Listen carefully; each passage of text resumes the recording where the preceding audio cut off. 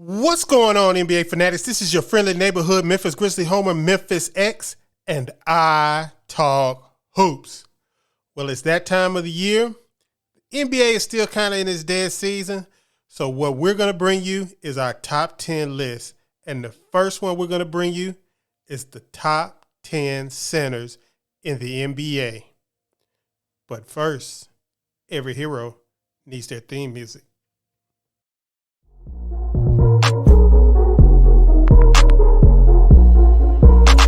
Piano. Grizz gang, go hard. Baddest in the game, we be on one. I talk hoops, so secure. All up on the court, but we gon' score. Memphis bringing heat straight from Tennessee. Demo back and let's go. So when it comes to the man in the middle, there's a lot of different variables that goes around.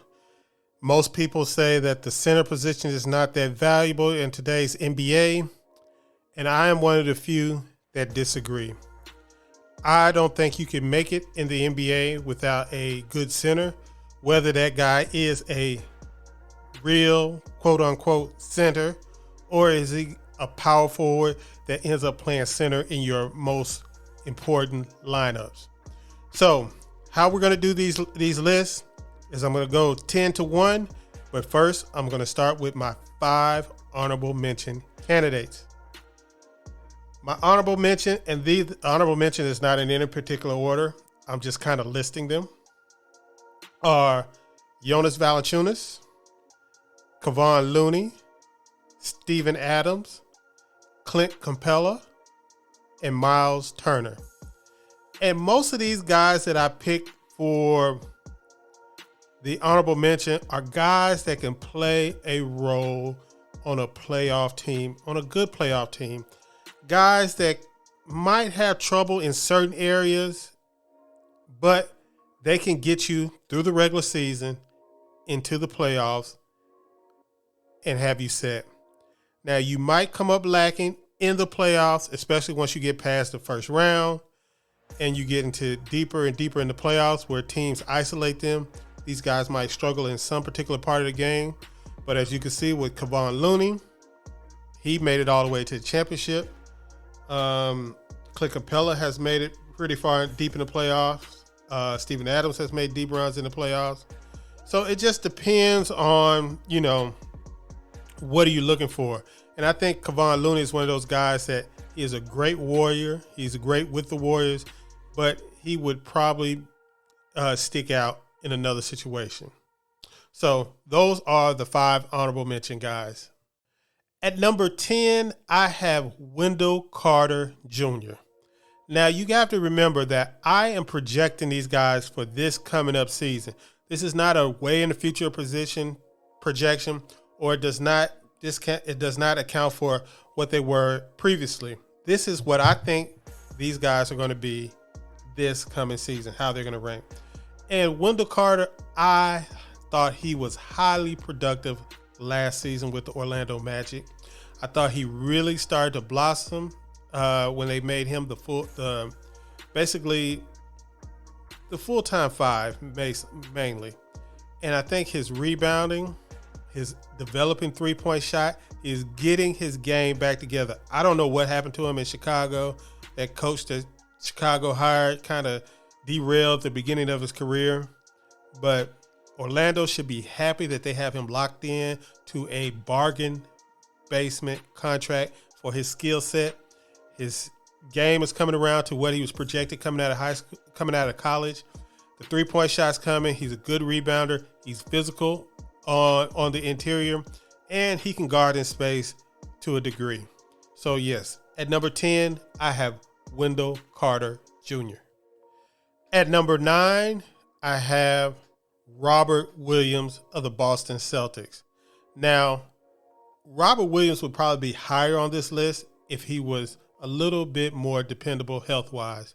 And I think that he is one of the best situational defenders in the NBA. And I'm not going to say situational because he can play. He is good defensively in most situations.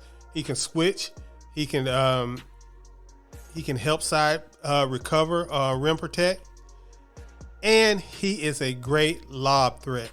Now, outside of being a lob threat, his offense is kind of, pedestrian as far as anything other than putbacks, maybe short jump hooks or something like that.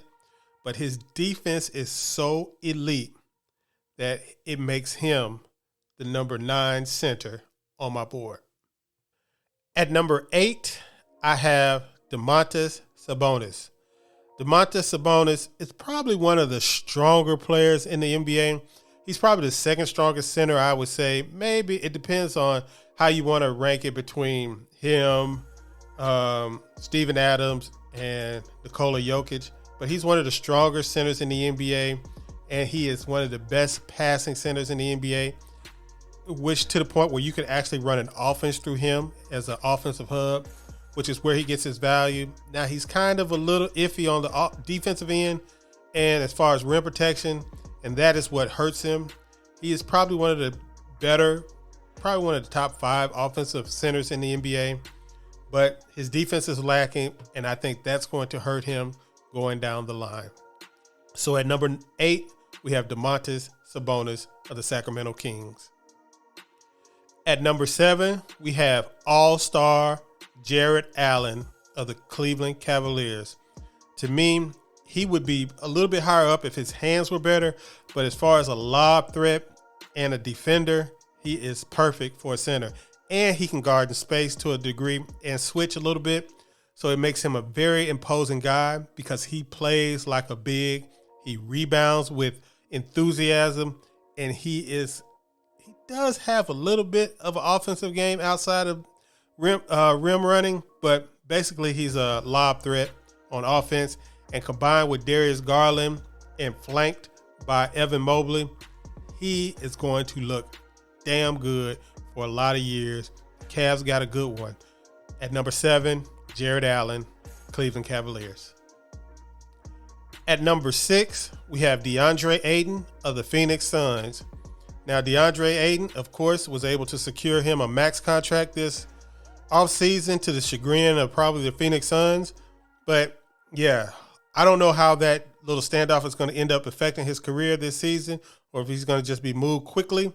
But DeAndre Ayton is a good two-way big. He has a very, very high-level offensive game, and he is a pretty good defender. Now, the problem with DeAndre Ayton is that he's moody, and he gets a little emo a little bit, and it can affect his temperament on the court and his production on the court, and that hurt the Phoenix Suns in the playoffs. And I think that is a big strike against you as far as flaming out in the playoffs. But at number 6, DeAndre Ayton, Phoenix Suns. Okay, we are in the top 5, and at number 5, we have Bam Adebayo of the Miami Heat. Now, Bam is probably one of my favorite players in the NBA. I like his offensive game. He's developing. He's stretching out his shot from out of the key to 15, 17 foot. He is a great rim runner, great lob threat. He's a good hub passer as far as you can give him the ball, and you can run offense through him. But where he really shines is defensively. He is probably the second, third best defensive player on the board at this point. And I think he is an elite, and I can understand why the Miami Heat did not want to give him up in a Kevin Durant deal. At number 5, we have Bam Adebayo, the Miami Heat. At number 4, Rudy Gobert, Minnesota Timberwolves. Now, the Rudy Gobert trade has been panned as the Timberwolves giving up too much with 5 first-round picks. And to me, the players that they gave up, other than Jared Vanderbilt, really weren't no big expense. I don't think any of the people that they gave up are people that they would probably bring back long-term. So giving up 4 first-round picks and a guy that they drafted in the 20s this year is not a big haul for somebody of Rudy Gobert's talent. Rudy Gobert is probably one of the top 5 defensive players in NBA history as far as a big goes. He is still an elite big. And I remember early in this season, for the Utah Jazz, Rudy Gobert was playing his best basketball. I thought he was clearly a top 5 MVP candidate at the beginning of last season. Now, I don't think he's going to be able to keep that same stamina up this season, but I still think he's going to be an elite player and he's going to be a difference maker for the Timberwolves. That's why I have Rudy Gobert at number 4. At number 3, we have Rudy Gobert's teammate, KarlAnthony Towns. Now, I know what you're saying. Earl, how can there be 2 centers? Well, to me, KarlAnthony Towns is still just a center, and the Minnesota Timberwolves are going to be playing 2 centers, and I don't care. I'm not going to call him a power forward just because there's 2 of them on the floor. Both of these guys have been centers all their career. He's a center. And KarlAnthony Towns, I think, is going to shine this year. I think he's going to be one of the most elite offensive players in the league this year. I think you can look for him to have a big year without the burden of having to anchor a defense the entire season. He's going to be playing freer. He's going to have an improved ant on the perimeter, and he's going to have a lot of size and defense around him. I think KarlAnthony Towns is about to have his best year, and he is going to have talk in the MVP candidate. People are talking about Anthony Edwards, but I think it's going to be KarlAnthony Towns that's going to shine this season with the Minnesota Timberwolves. All right, we have made it to the top 2, and we know the 2 that are left. It's just a matter of what order does Memphis X have these 2 guys in. And then at number 2, I have Nikola Jokic. Now, I know he's a 2-time reigning MVP, and I love his game. He is one of the most deadly players on offense in the NBA. Probably one of the top 5 offensive players in the whole entire league right now. You can do anything with him offensively. He can be anything you want him to be offensively. But the problem comes on defense and in the playoffs. He can be exploited in the playoffs, and until he gets that under control, I will have to ding him just a little bit. But just believe me, it's basically 1A and 1B. It's just that my preference is for the guy that I have at number 1.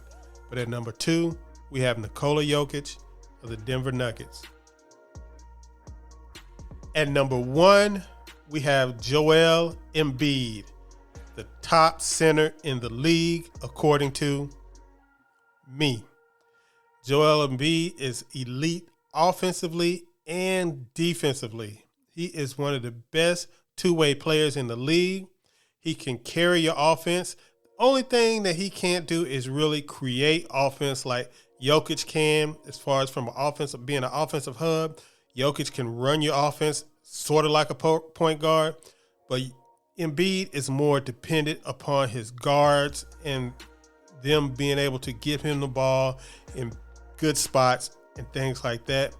But he is better on defense than Jokic, and I think he's harder to exploit than Jokic, and he doesn't leave much on the table offensively in comparison to Nikola Jokic. But like I said, it's basically 1A, 1B. Choose your weapon, and it depends on what you have around them as far as which one's going to shine. But like I said, in the playoffs, I'm more of a believer in Joel Embiid's defense. So there you have it. My 1 through 10, I will repeat them. At number 1, Joel Embiid. Number 2, Nikola Jokic. Number 3, KarlAnthony Towns. Number 4, Rudy Gobert. Number 5, Bam Adebayo. Number 6, DeAndre Ayton. 7, Jared Allen. 8, Domantas Sabonis. 9, Robert Williams. And 10, Wendell Carter Jr. Let me know what you think. And did I leave anybody out? Sometimes I get scatterbrained with these lists and I end up leaving somebody who's obvious out. But I don't think I did this time. But let me know, who do you have as your number 1 center? And who do you have that should be on this list in this top 10 that's not there? Let me know in the comments. Like this video, subscribe to my channel, and hit that bell for notifications. Peace.